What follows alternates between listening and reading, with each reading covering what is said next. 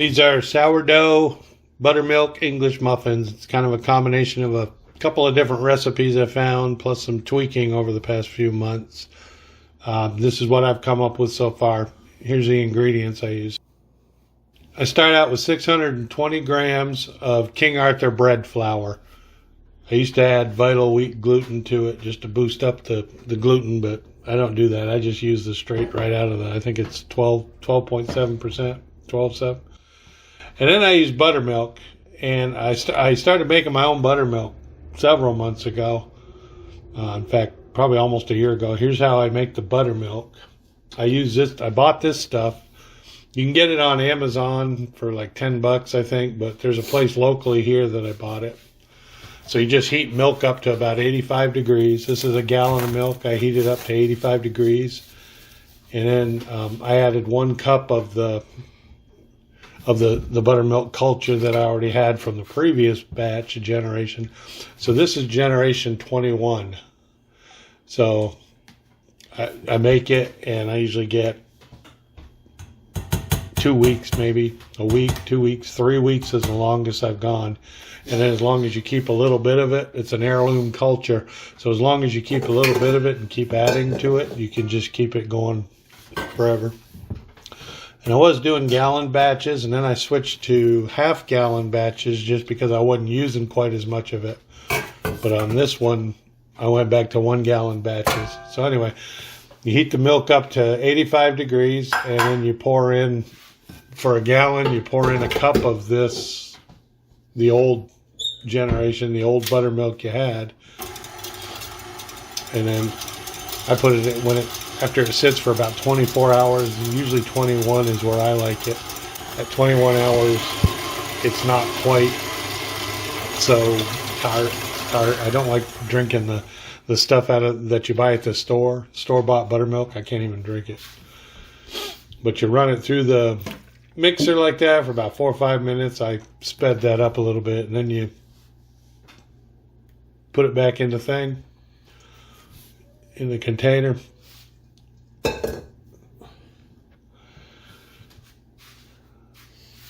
And you have to, with the mixer, I can only do half. When I do a gallon, I can only do a half gallon in the mixer at a time, or it slops all over the kitchen. But this is the last of it. You can't fit it all in there because obviously you're using a gallon of milk to heat up plus a cup of the old buttermilk. So there's a gallon of the buttermilk that I wound up with. This is 21st generation. And then there's what's left over. That's the cup. You saw how thick it was when I make it. It's almost like yogurt, but you frap it around a little bit in that mixer, and it mixes it up real good. That's the old one. That's 20th generation. I made that on 3/9. This one I made on 3, so 10 days later. Anyway, back to the ingredients. I take the buttermilk out of the refrigerator. It's like 42 degrees. And I take the water right out of my cooler on the hot side, so it's whatever comes out on the hot side, 150 degrees, 140, whatever. I mix them together, and that gives you about 80 to 90 degrees where yeast can live. It's 180 grams of water, 170 grams of the buttermilk. And I got the sourdough starter. I use 150 grams of that. I'm not going to put how I make the starter in this video, but I might do another video about that. By the way, it's 150 grams of sourdough starter discard. That's the stuff I take off when I feed my starter. And I do everything in grams. I use the baker's percentages, and everything is in grams. It's just more accurate than trying to go with cups and tablespoons and all that. And then this is the Dry Active Yeast. I use 5 grams of that. I mix it in with the little slurry, whatever you want to call that thing I'm making. It's buttermilk, hot water, the sourdough starter, 5 grams of Dry Active Yeast. Mix that up. It kind of lets the yeast acclimate before you're just dumping it in with the flour. This is Dry Malt Extract, DME. It's leftover from what I used to brew beer, and this is leftover from my beer brewing days. I used to use it in my yeast starters, but adding malt just gives it a little sweetness. It adds some different enzymes that help break down the flour, and it adds just a little bit of flavor. This is King Arthur whole wheat flour, and I only use 20 grams of that. I put that in with the flour. Kind of mix that together. The malted barley, the dry malted extract there, just steps it up a notch. And then I got 45 grams of butter. It's at room temperature, pretty soft. That goes in there. I leave the salt out till the last. There's 12 grams of salt.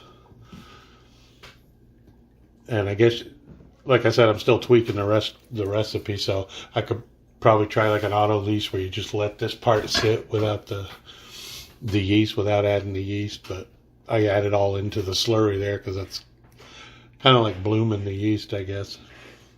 I've tried it a bunch of different ways, and I haven't noticed a whole lot. The only thing I'm probably going to tweak from this point is maybe just increase the liquid. There's the 12 grams of salt there, and that'll go in after I get it semi-mixed up. So I could, at this point, put it in my mixer and use the mixer to mix it. And that's actually the bowl from my mixer. It's Tammy's mixer. The only reason I use that bowl is because it fits in the refrigerator better. But I like to mix it by hand. You can kind of feel where it needs to be, if it's too wet or too stiff. When it's in the mixer, you can't really feel it that good. But I think it's a little quicker with the mixer. So I use a spoon to get it kind of semi-mixed together, and then I just go in and start crunching it with my hands. And I've seen some videos where they say not to squeeze it and crunch it because you're breaking up the gluten. But I'm not doing it for gluten structure. I'm just doing this right now just to get everything mixed together. It'll have enough gluten structure in it. And I dump it out and knead it. When I started making this recipe, I didn't knead it. I made it a little wetter, and I didn't knead it at all, hardly.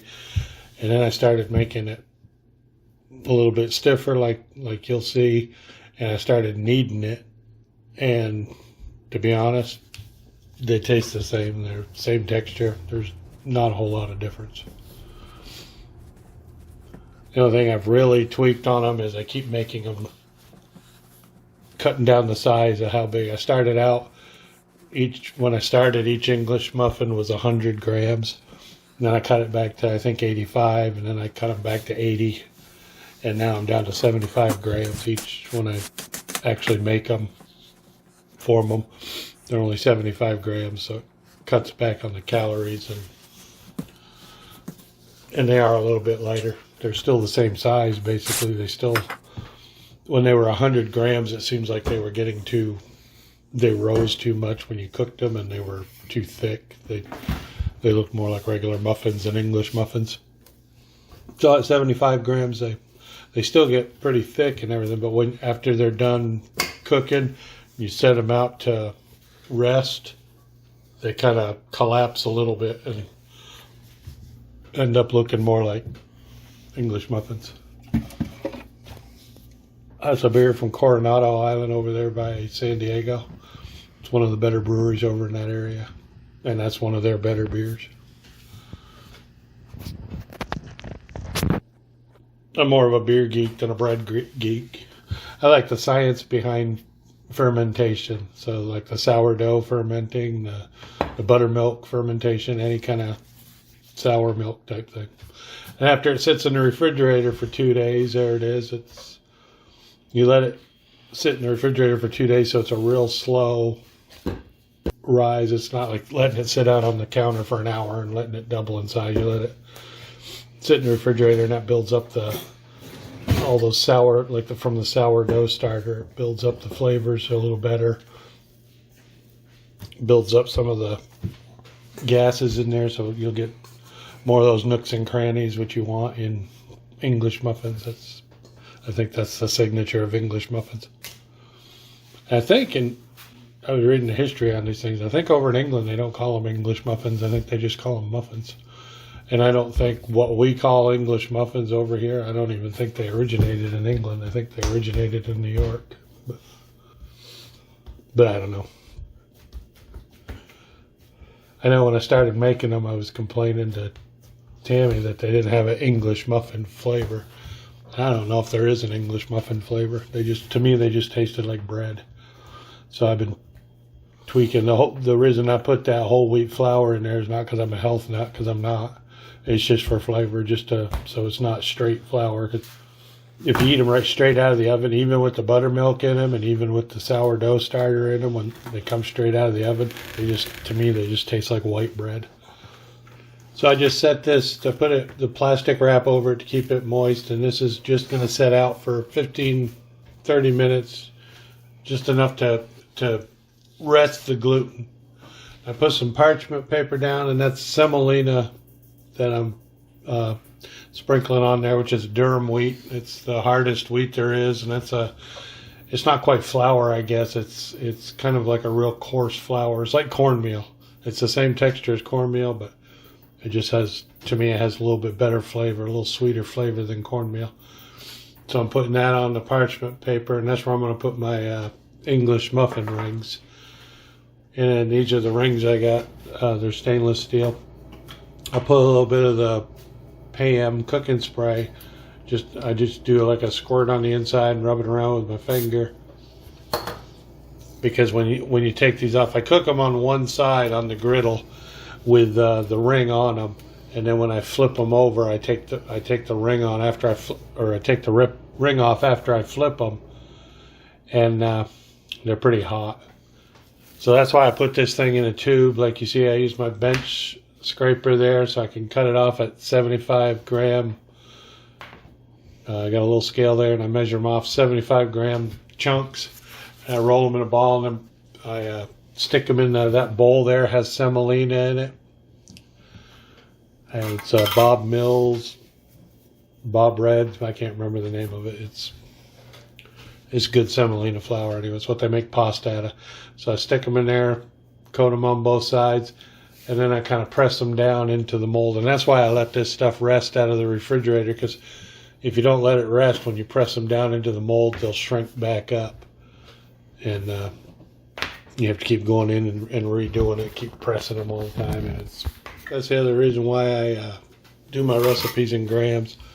So like I got 16 English muffin rings, and I do them 75 grams each. So I'm trying to get it to work out to where I can get 16 of them at 75 grams. I don't know if it'll ever work out that way. Usually I get 15 of them at 75 grams, and then the 16th one is like 50 grams, anywhere from 50 to 60. So by doing the recipe in grams, I can just increase everything 1 or 2%. But when it sits in the refrigerator overnight, it's never the same anyway. It's not rocket surgery. So anyway, I get 16 of them like that. Put them in the muffin rings, spread them out, and then cover them, and I'll let them sit for 2 hours, an hour and a half to 2 hours. I look at them.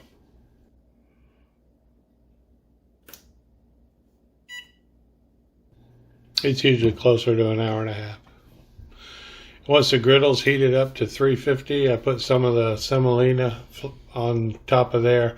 I don't put it on until it's heated up because it'll burn. It'll get kind of a brown, bitter. So I turn it on, let it heat up to 350. You can see the light just came on as soon as I start putting them on. And you can see how much these rose and spread out in the rings there. And then once I get them on there, I'll do 4 minutes on one side on the first set of that I put on. I just pat them down. And when I put them on, I put them on the flat side down, so the side that was flat on the counter while they were rising, that's the side I put on the griddle first. It's been 4 minutes, so I flip them over. I check the one in front. My griddle, this end closest to the camera there seems to heat quicker and the other end heats quicker. The middle doesn't seem to heat as fast. And this is where I was talking about the PAM comes in handy on those rings, because you got to take them off. They're hot right now when you take them off like that. So, and I do 3 minutes on this side. and I just keep checking them. I go mostly by color, not so much the temperature or the time or anything. I just look at the color of them. Now they're ready. I finished. The oven's been heating at 350. And there they are. My dirty oven door. Those streaks that go down, they go between the glass. So you got to take the whole door apart. But anyway, I got a probe in them now, and you can see I got it set at 195 degrees internal temperature. And when I put them in the oven, they're at 172 off the griddle, so they're pretty much done. And then this is coming up on this little probe thing, this little thermometer that we bought. This thing is, I cook everything like that now. I don't go by time. I go by everything I put in the oven. I put that probe in there. It's the best way to cook. So they're all done. That's what they look like. And then you got to let them sit for a while. These actually, warm bread tastes good coming out of the oven, but with these, they just taste like bread coming out. So you got to actually let them sit. They taste better the next day. And this is one of the things we do with them. I make apple chicken sausage, which I'll probably do a video on that, and this is it. When I make it, I usually make like 10 or 11 pounds of it just because it's such a hassle to make it. I don't want to just do it for 1 pound. But then I made this little press so I can get 2-ounce sausage patties and press them pretty thin and then freeze them. And they cook real cool. You take them out of the freezer and stick them in a pan and they cook in just a couple of minutes.